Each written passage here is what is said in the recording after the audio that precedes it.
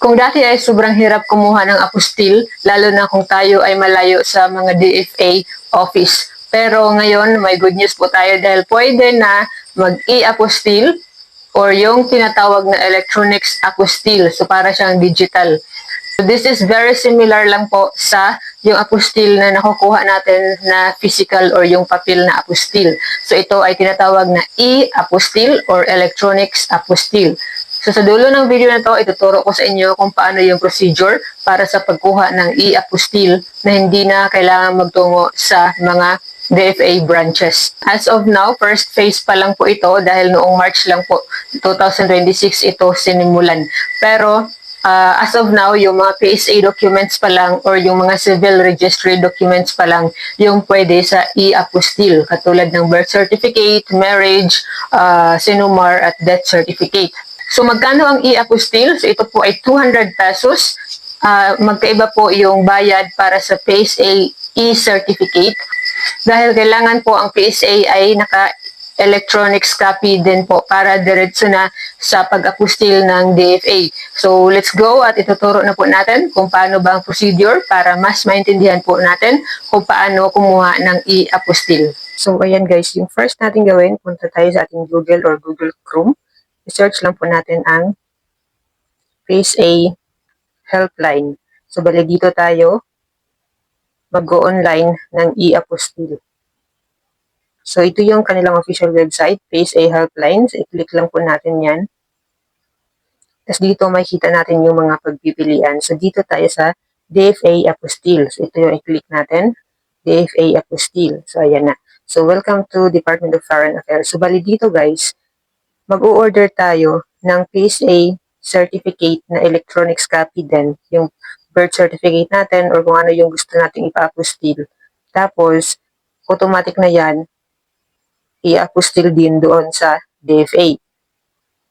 So, first na gawin is, kailangan mo nang i-check with the end user. Anong ibig sabihin? Kailangan siguraduhin nyo muna na yung country or yung bansa na nagre-request ng i-apostil sa inyo ay tumatanggap ng e-apostil or yung electronics apostil. So, kailangan po muna ninyong alamin yan dahil may mga bansa po na hindi tumatanggap ng electronics apostil at yun talagang hard copy or yung papel mismo yung kanilang hinahanap.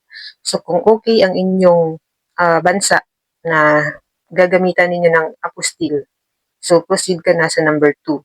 So, sa number 2, so yun na nga yung number 2, if the destination country is a member of the Apostille Convention, so dapat okay ang i-apostil. Pero kung hindi, yung PSA certificate mismo na naka-print in security paper ang dapat mong ipa-apostil mismo doon sa DFA branch. So, third step is, pagkatapos mong i-fill up lahat dito mamaya, ipapakita ko po sa inyo, pero hindi natin matatapos dahil hindi po ako mag-order. So, after po ng lahat ng pag-fill up dito para sa e-apostil, ay magbabayad kayo sa Land Bank Linkbis portal. Bali, yung bayad na yun ay isahang bayad na, that is a single payment para sa PSA certificate at para sa apostil. So again, 300 pesos para sa PSA e-certificate at 200 pesos para sa apostil. Bali, 500 pesos ang babayaran ninyo sa Land Bank Link Biz. So, automatic lang po yan sa dulo po ng pag-fill up ninyo para sa e-apostil ay automatic na yan na ililink kayo doon sa Land Bank Link Biz portal para sa pagbayad. So, number 4, step 4, mayroong optional uploading of LCR copy. Kung halimbawa, palagay ninyo ay medyo blurred ang inyong PSA copy, so mas makakabuti na i-upload na ninyo ang inyong local copy, yung galing sa munisipyo or sa local civil registrar na birth certificate. So, i-upload ninyo or kung anumang certificate ang inyong kukunin or ipa-apostil. So, para hindi na magkaroon ng delay ang inyong application. So, yung step 5 naman, pinaka-last na step, ay makakatanggap na kayo ng notification kung ang inyong e-certificate na PSA ay na-forward na sa DFA at para ready na i-apostil ng DFA. Pagkatapos, kung ready na ang inyong electronic apostil, isesend nila ito doon sa inyong email address na gagamitan ninyo sa pag-fill up dito. Kaya siguraduhin na tama ang inyong email address dahil doon ninyo matatanggap ang inyong electronic apostille.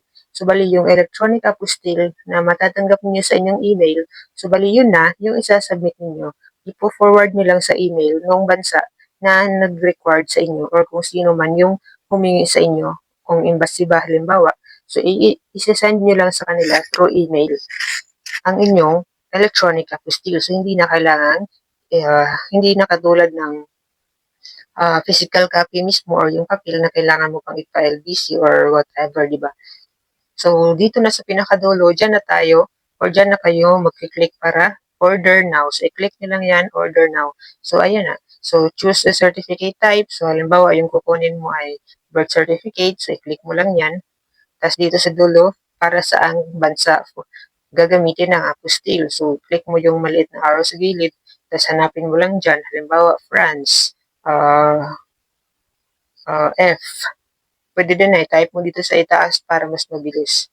So, ayan. Tapos, ayan na. So, birth certificate, direct to DFA for e-apostille. So, digital only, copy, directly integrated. So, ayan na. So, tulad na sabi ko kanina, tapos sila na mismo yung mag-process ng inyong electronic birth certificate or whatever.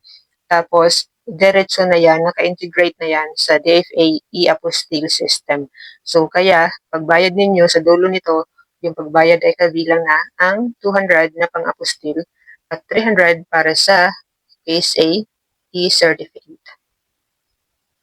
Tapos, kailangan mo lang i-check itong dalawang boxes dito para i-click mo na ang continue. So, pagkatapos ng continue, so dito na, who are you requesting this birth certificate for? Para kanino daw? So, myself, kung para sa'yo, kung birth certificate mo. So, sa mama mo, sa papa, ayan. So, tandaan na lahat ng order ay kailangan ng identity verification. So, i-click na ang continue sa dulo. So, dito na ang certificate owner details. So, una dito, ito ay ang details or detalye ng may-ari ng PSA. So, halimbawa, hindi mo PSA ang kukunin mo, kung i-request mo lang yung para sa anak mo na minor, kailangan detalye niya dito. Kung sino yung pangalan sa PSA na kukunin, yung detalye niya dito, okay? Tapos, continue na. Kayo nang bahala sa pag-continue. So, meron din dito yung requester details. So, yun na yung para sa inyo. Kung halimbawa, ikaw magulang ka, tapos kukunin mo yung birth certificate ng minor mo na anak. So, doon sa requester details, detalye mo, ikaw na magre-request. So, dito sa certificate owner details, detalye, pangalan, sex, ano pa yan dyan yung mga nakalagay, ng may-ari ng PSA, birth certificate, or whatever certificate. So, yan na yan. So, na lang po yung mga hindi po naintindihan, i-comment na lang po sa ibaba ng ating video at sasagutin po natin. And that's all for this video. Sana nakatulong po sa inyo kung paano po ang pagkuha ng e-apostille at sana ay nadagdagan po ang inyong kaalaman. Huwag kalimutan i-click ang subscribe button.